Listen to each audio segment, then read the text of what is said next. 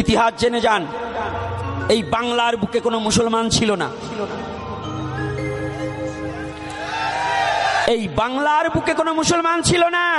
তারা এই কয়েকদিন আগেও তারা নিজেরাই বলেছে তাদের পিতৃপুরুষগণ হিন্দু ছিল। কি সোশ্যাল মিডিয়ায় পাননি?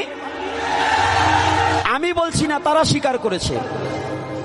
আমি বলি নেই, তারা নিজেরাও স্বীকার করেছে যে আমরা আগে হিন্দু ছিলাম। তাহলে এত মুসলমান বেড়ে গেল কি করে? দুটো কারণে। একটা হচ্ছে গরিবের প্রতি নির্যাতনে আর ব্রাহ্মণদের হিংসার কারণে। গরিবের প্রতি নির্যাতনের কারণ, আর একটা হচ্ছে ব্রাহ্মণদের কিসের কারণ? তা প্রকৃত ব্রাহ্মণ যে তার হিংসা থাকে না, তাকে আমি প্রণাম জানাই। কিন্তু যেগুলো বাউন চেনেন তো? ওরে বাবা, ওই যে বলছে তো এগুলো যেগুলো কোনো উপকারে আসবে না, অথচ পাড়ার ঠ্যাং লইয়ে টানাটানি করবে, এইগুলোকে বলছি। তো এই সনাতন ধর্মের দফা সেরেছে এই বাংলার জমিনে, এই বাংলার মাটিতে। আজ থেকে কয়েকশো বছর আগে এই বাংলার মাটিতে কোনো মুসলমান ছিল। 12 জন আউলিয়া এসে এই দেশকে মুসলমান বানিয়েছে। তাহলে বানিয়েছে, জন্মটা তাদের সনাতন ধর্মে, কিন্তু তাদেরকে কি করা হয়েছে? মুসলমান বানিয়েছে।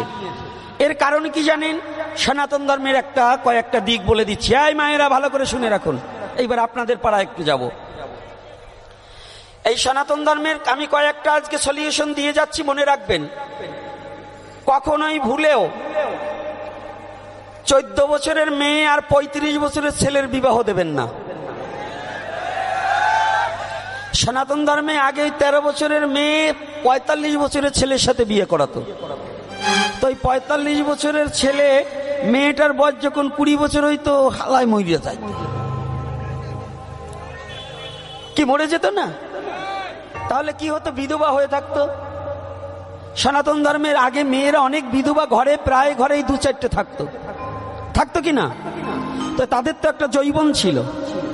তৎকালীন সময় ওই যে মুসলমানরা যারা বহিরাগমন এসে সনাতনীর ওই বিধবা মেয়েদের বিবাহ করে করে তাদের ঘরে সন্তান জন্ম দিয়ে এই সারা বাংলাটাকে মুসলমান ধর্ম বিস্তার করিয়ে দিয়েছে। আর একটা হয়েছে মুসলমান কিভাবে? এই সনাতনী বর্ণবাদ ছড়িয়ে যাদেরকে ঘৃণা করে রাখা হতো, যাদেরকে অবহেলা করে রেখে দূরে সরিয়ে রাখা হতো, যাদেরকে ছায়া